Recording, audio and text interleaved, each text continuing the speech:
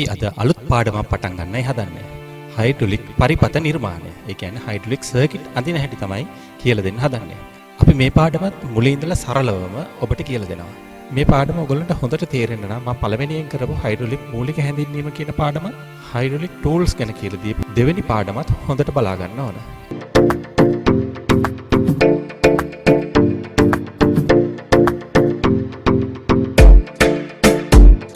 ඉතින් පරිපථය නිර්මාණය කරද්දී වැදගත් වෙන කාරණාවක් තියෙනවා. ඒ තමයි උවමනාව. අපගේ උවමනාවට සරිලන ආකාරයට තමයි අපි පරිපථයක් නිර්මාණය කරන්න ඕන. අපි අද මුලින් ඉඳන් පටන් ගන්න නිසා අපි පළවෙනි අදියර හැටියට සිලින්ඩරයක් කොහොමද ඔසවන්නේ කියන එක අපි බලමු. මේ පේන්නේ සිලින්ඩරේ සංකේතය.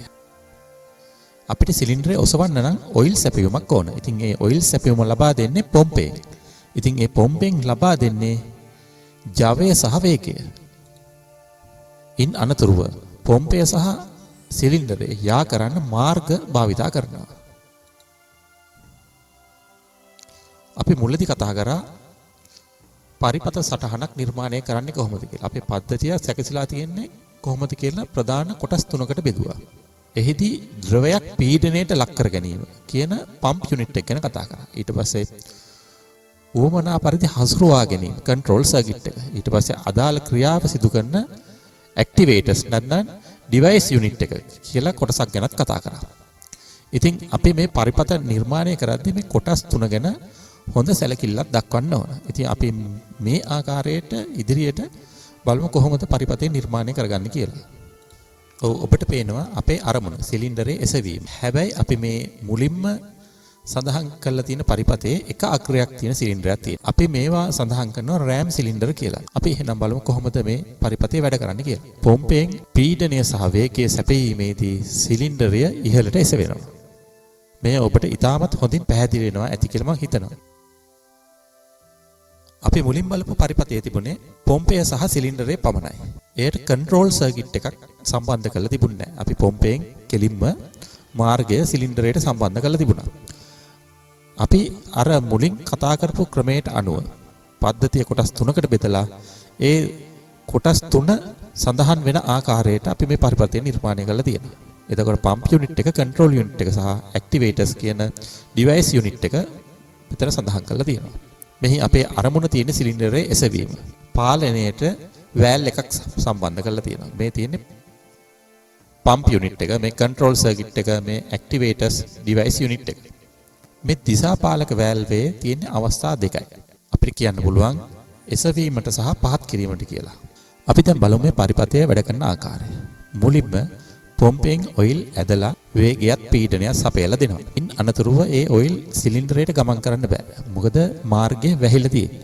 මේ ඩිරෙක්ෂනල් කන්ට්‍රෝල් වෑල් එකට විදුලිය සැපීමේදී එය ඊළඟ අවස්ථාවට පැමිණෙනවා. ඉන් අනතුරුව මේ පීඩනය සහ වේගය ඇතුළත් වුණ ඔයිල් සිලින්ඩරයට ගමන් කරනවා. ඉතින් සිලින්ඩරේ පිරීලා සිලින්ඩරේ එසවෙන්න පටන් ගන්නවා.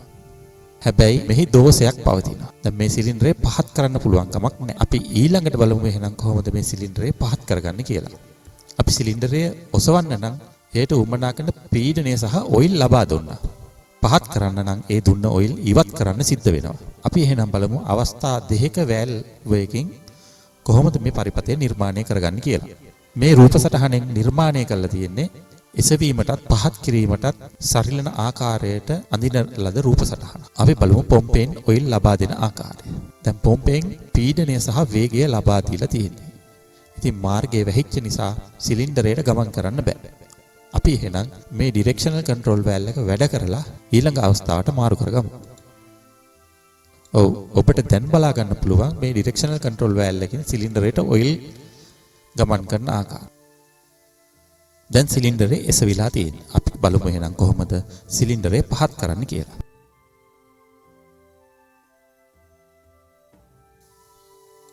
සිලින්ඩරේ එසවීම සහ පහත් කිරීම ක්‍රියා කරන විට සිලින්ඩරය එසවේ. ඒ කියන්නේ ඩිරෙක්ෂනල් කන්ට්‍රෝල් වෑල් එක වැඩ කරන අවස්ථාවේදී සිලින්ඩරය එසවෙනවා. ක්‍රියා විරහිත කරාම සිලින්ඩරය පහත් වෙනවා. ඒ කියන්නේ මේ වෑල් එක යථා තත්ත්වයට පැමිණුණාට පස්සේ සිලින්ඩරය පහත් වෙනවා. මේ සිලින්ඩරේ අතරමඟ නවත්තන්න බෑ. මොකද අවස්ථා දෙකයිනේ තියෙන්නේ. මේ වගේ පරිපථයක් නිර්මාණය කරන්න පුළුවන් සිලින්ඩරේ සිරස් අතට විතරයි. ඒ සිලින්ඩරේ රෑම් එක. ඒ කියන්නේ මැද තියෙන අර යකඩ කොටස. ඒ කියන්නේ යන්ත්‍ර කොටස දරා සිටිනවා නම් ඒ දරා සිටින යන්ත්‍ර කොටස සහ සිලින්ඩරේ තියෙන බර මත තමයි පහත් වීම සිදු වෙන්නේ. වෙනම පහත් කරන ක්‍රමයක් මේවැයි පිහිටවල නැහැ. අපි එහෙනම් බලමු මේ පරිපථය තවදුරටත් නිවැරදි කරගෙන.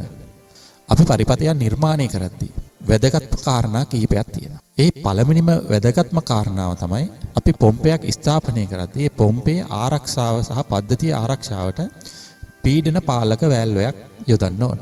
මේ තියෙන්නේ ඒ පීඩන පාලක වැල්වය. මම මේ රූප සටහන ලොකුවට දක්වලා තියෙන්නේ විශේෂ කරලා දක්වන්න. අපි කිසිම වෙලාවක හයිඩ්‍රොලික් පද්ධතියකට රිලීෆ් වැල්ව් එකක් නැතුව සම්බන්ධ කරන්නේ නැහැ. මොකද පොම්පේ පීඩනය පාලනය කරන්න බෑ. ඉතින් පීඩනය පාලනය නොකර අපි සම්බන්ධ කරලා තිබුණොත් ලොකු හානියක් වෙන්න පුළුවන්. එහෙනම් අනිවාර්යයෙන්ම පොම්පේ පීඩනය පාලනය කිරීමට රිලීෆ් වැල්ව් එකක් යොදාගත යුතුමයි.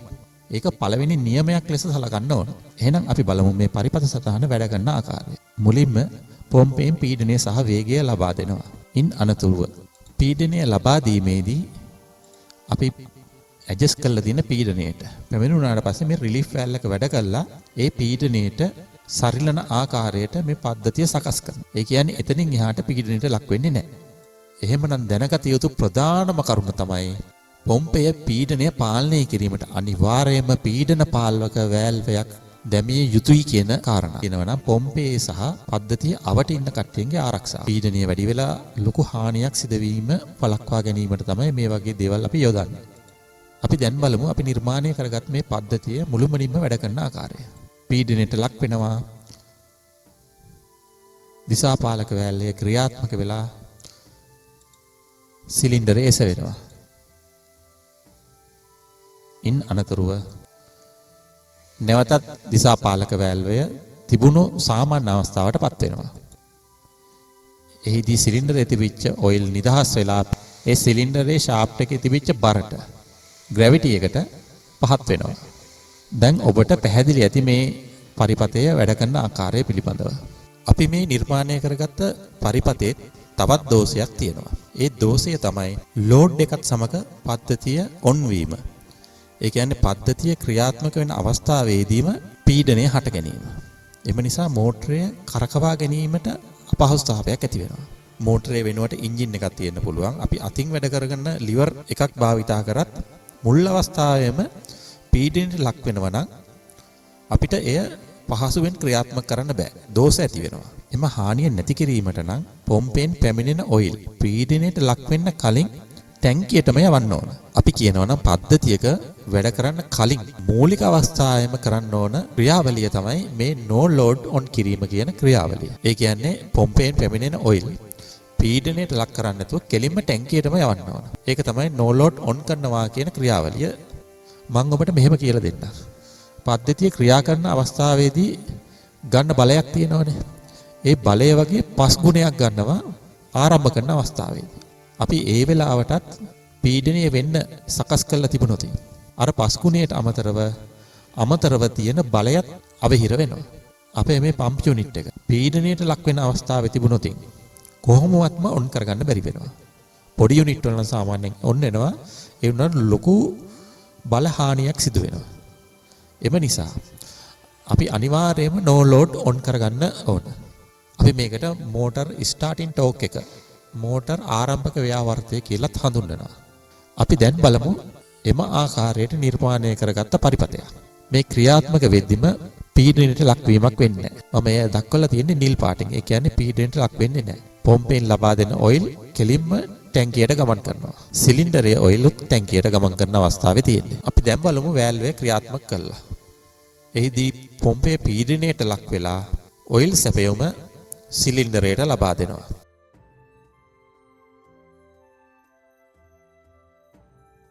වැල්වේ ක්‍රියාත්මක කිරීමේදී පොම්පෙන් ලබා දෙන ඔයිල් සිලින්ඩරය දිශාවට ගමන් කරන නිසා පීඩනයට ලක් වෙනවා. ඒ පීඩනයට ලක් කිරීමේදී සිලින්ඩරේ එසවෙනවා. එසවෙලා පීඩනයටම ලක් වෙනවා. අපි දැන් වැල්වය ක්‍රියා විරහිත කළා සාමාන්‍ය අවස්ථාවට පත් කරගමු. එහිදී සිලින්ඩරේ තියෙන ඔයිල් ටැංකියට නිදහස් වෙනවා. පීඩනය නැති නිසා සිලින්ඩරේ පහත් වෙනවා. ඔබට මේ පිළිබඳ ප්‍රශ්නයක් තියෙනවා නම් පල්ලෙහා කමෙන්ට් සෙක්ෂන් එකේ කමෙන්ට් එකක් දාන්න අමතක කරන්න එපා. ඒ වගේම ඔබට හොඳයි කියලා හිතෙන සියලුම අදහස් කමෙන්ට් කරන්න.